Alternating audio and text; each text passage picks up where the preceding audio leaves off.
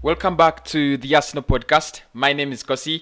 How are you guys doing? Welcome back, Costa's Arsenal Army. Assemble because the time for news is here, the Arsenal news, and big up on that big straight win we got away from home against Brighton. Big up everybody who watched us on the watch along, and the match reaction, 5 things we learned. Check out those videos. It's a real fun, really fun with that fan perspective. But I'm here to talk about some news around us, no transfer news, early morning talk, and things like that. Gigi Wijnaldum, ISCO, Diego Costa, as well as Bukayo Saka getting injured. Where do we stand? And of course we play West Brom next. It should be an easy one, right? But it doesn't look like us have easy games this season. So we need to take every game seriously. Smash the like button, please do. It really means a lot to me. And thanks everybody who has smashed the like button before. Please continue doing so. Thank you so much. So smash the like button. 200 likes. That is the mark I asked for as we enter the new year with with blessings. Please do go for a 200 target for the likes. The subscriptions. It's about you. You subscribe, you like, you comment. $100 is up for grabs when we hit 20k subscribers. That is a massive giveaway for a small channel like this. $100 will be given away very surely, and I'll give out that money live. So please do subscribe and comment so that I can actually get hold of your names. But that's not the reason as to why I'm here. I'm here for the news, and of course, like I said, I'm going to be talking about Bukayo Saka, the performance against Brighton, Gigi Wijnaldum, and the possibilities he could join Arsenal, ISCO, and Diego Costa, because Mikel Arteta is looking to reinforce his army, the Rat Army, or Costa's Arsenal Army, wherever you want to call it. He's looking to reinforce. He's looking for reinforcements. We've been linked with a couple of players, Jean Jordan, Julian Brandit, Isco, Buendia, among others. Of course, how Semawa cannot be forgotten.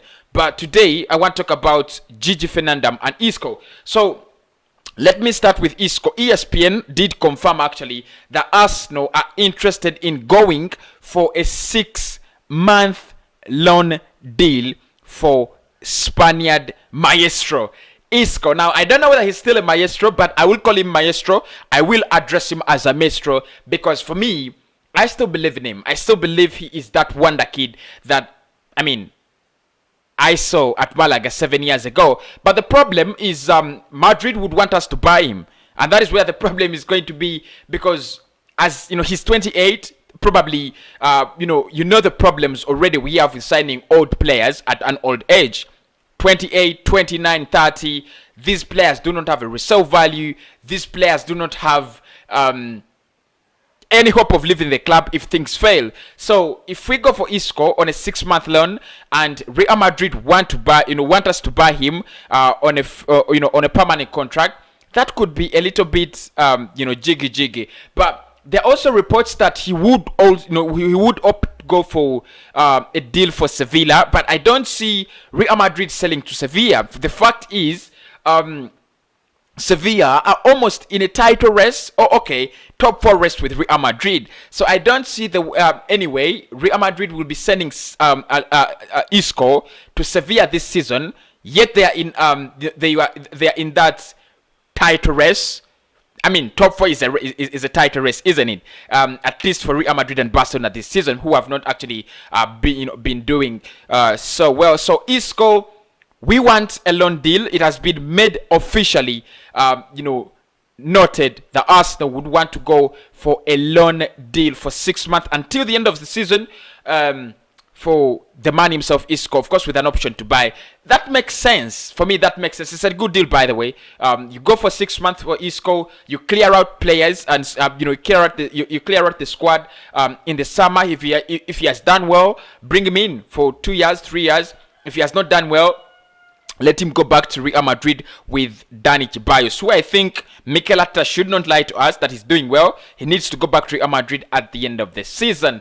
But Still talking about Spanish affairs, it looks like we have a Spanish affair today because Diego Costa, you know what? As we have been closely monitoring his situation, man just terminated his contract with Atletico Madrid. You know, that is good news, but bad news to me because I think he is a player I don't want to see at Arsenal. Now, I want to make myself clear, and I want to make this clear to everybody who is out there thinking, Diego Costa, he is a good player. Diego Costa, he has a fighting spirit. Diego Costa is a little bit crazy. Please, don't take us back to that age. We are tired, yeah?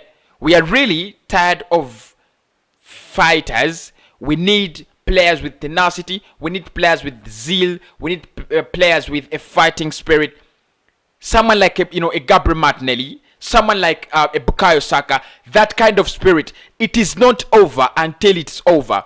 We don't need people to punch around people, get red cards all over the place, and again news coming in.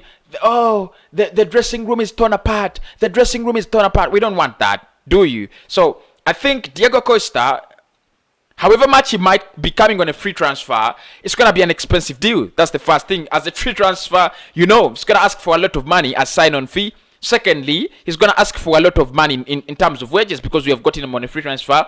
He's 32 years of age. He comes at Arsenal. He spends almost, 3 years getting free money. I think Arsenal better stop these deals. Yes, I know we have been following the player, and ESPN are saying he might go for Inter Milan. Yes. Go out there, man. Go out there. Just stay away from Arsenal. Leave us alone. Leave us in peace. I don't see in any way why Arsenal should sign Diego Costa. Not to say that Alexander Lacazette is good enough. Not to say Pierre-Emerick Aubameyang shouldn't score the goals. Yeah, I think Aubameyang needs to score, and Lacazette needs to leave the club so that we can find in a very good striker. If not Balogun, probably Hudson Edward, Patson Daka, or Erling Haaland. 75 million. Of course, if you think about Erling Haaland, you think about 75 million. I was just kidding. Of course, I know. I don't think Arsenal will go for Erling Haaland, on any day. Even if we wanted to, we wouldn't afford. So, Costa terminates his contract. It should be none of our business. Please, Arsenal, do this for us. Please do not sign Costa. Please do not sign Costa.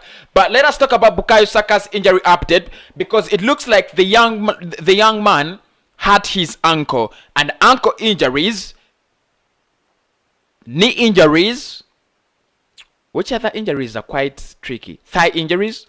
Thigh injuries. I mean, if it's Thomas Partey, then thigh injuries are quite tricky. So he hurt his ankle, and I think he was bound to get these injuries. He's working so hard, he's working a lot, he's lifting the club, and he's having a marathon of games, match day in, match day out. He's that bright spark that Arsenal have. He has created a couple of chances, scored a couple of goals this season, and you think he's still doing so. But the fact that he's injured, we are in a predicament. Yeah.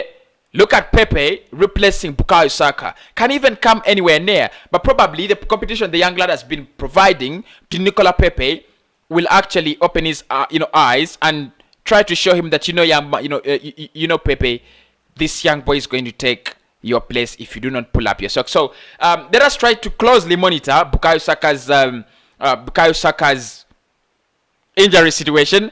I'll come and tell you what exactly is happening with Saka, whether he's out for 2 games, 4 games, 10 games, or whatever.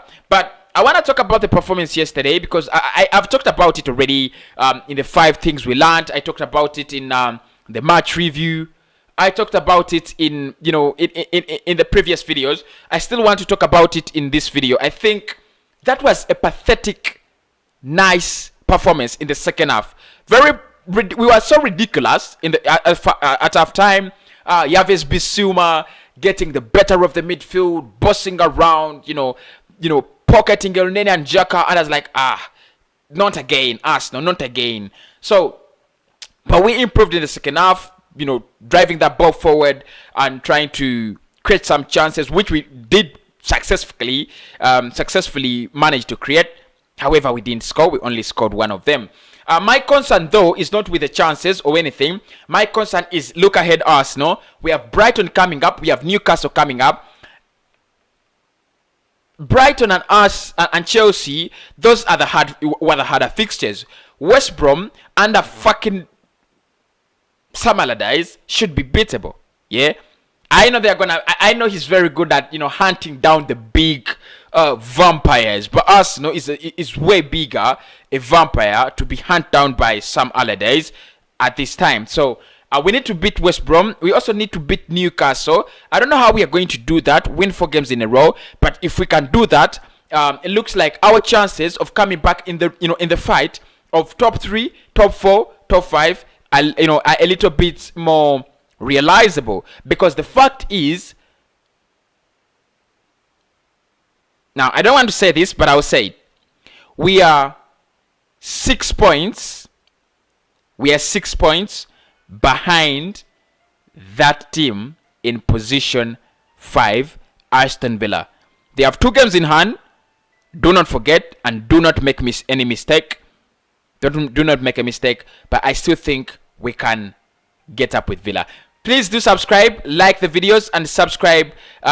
Please do comment as well. $100 is up for grabs. Bye bye.